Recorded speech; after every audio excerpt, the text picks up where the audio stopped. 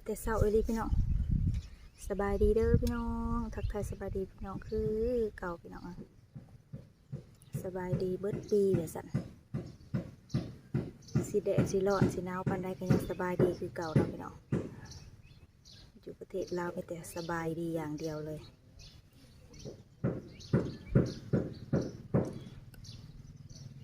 หญ้ากระโปรงลายพี่น้องเอามาเสียหญ้าก่อนแต่เช้าออกกำลังกาย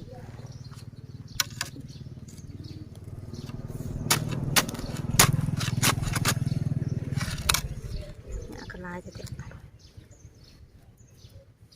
เอาหมักถั่วดินน้ำสจิวมาปลูกกำลังแตกอะฝนบ่ตกพี่น้องตายเกือบเบิดตายแห้งเกือบเบิดเลยเพราะว่ามันแดดหัดหากระแตกผลขึ้นมาตายเหยาะลงไปเบิดเพราะว่าดินหนองไม้มันทมเดดินมันสีแข็งเนี่ยเดเอามาใส่มันก็เลยบ่อยากงามปานใดมันก็เลยตายแห้งพี่น้องเพราะว่าฝนบ่ตก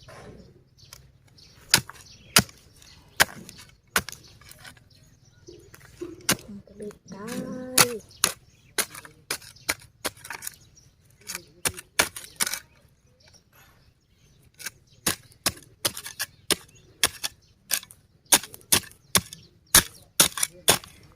คันบ่ซับเนี่ยเนาะ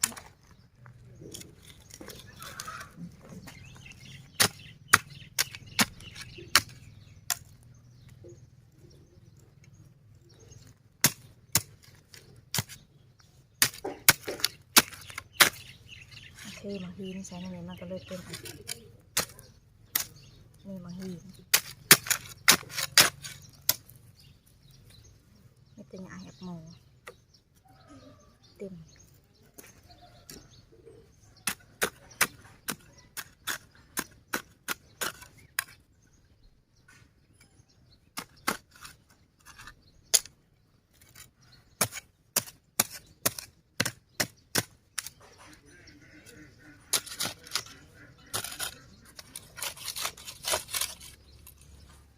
ผมเงามักแตงเบิด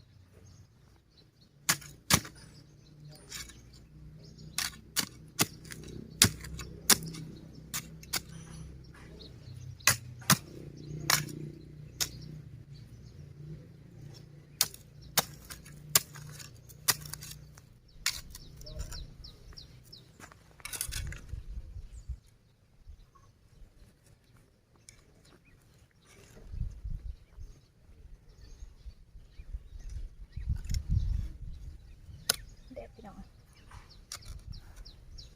เด็ดยอดเด็ดยอดแตงไปนำแดดส่องก็เลยก็แจ๊ะ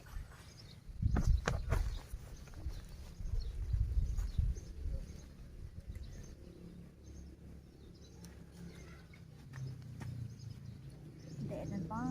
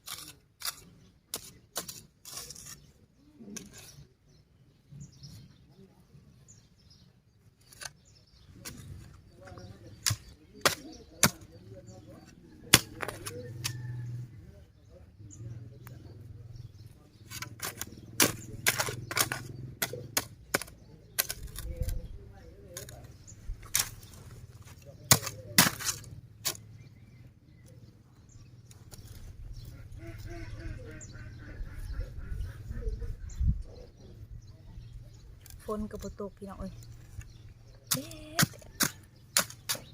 ตกอยู่ในสายฝน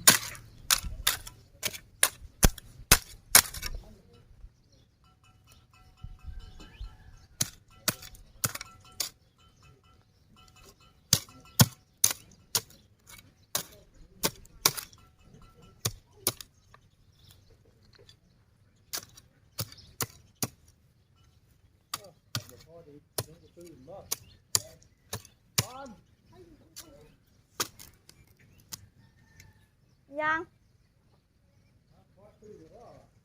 พอดนะยังบ่ตื่น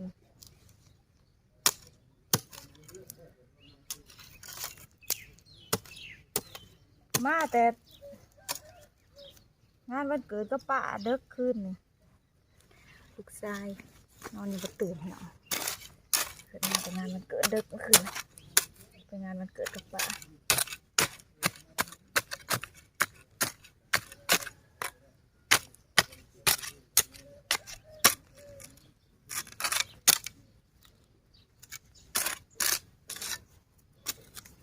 ก็เลยนอนบ่ตื่น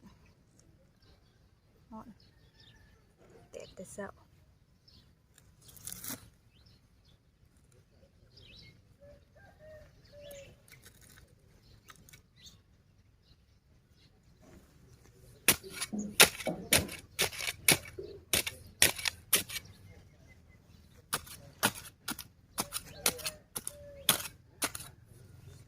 หอมเครื่องแตง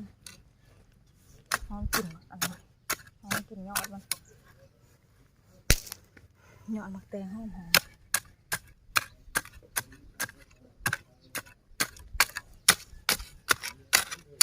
เอาฝุ่นมาใส่แบบฝนบดตกพี่น้อง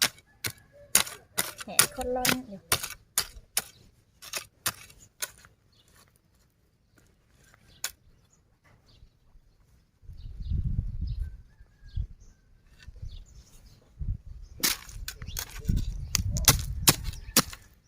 เสียงสับหยาจ้ะจนเช็ดเขียวมันจะเป็นมังฮีนจังหน่อยค่ะเด็กพี่น้องมันก็เลยมันก็เลยดังควบเพราะว่าดินทมในบางบ่อนก็เป็นมังฮีนบางบ่อนกับโบเป็นมันก็เลย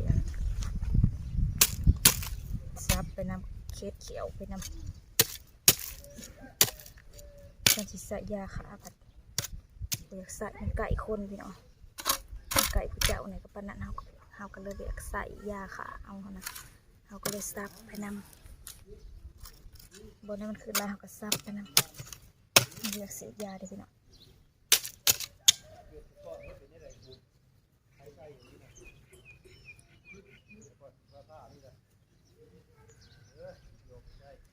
โอเคจ้ะพี่น้อง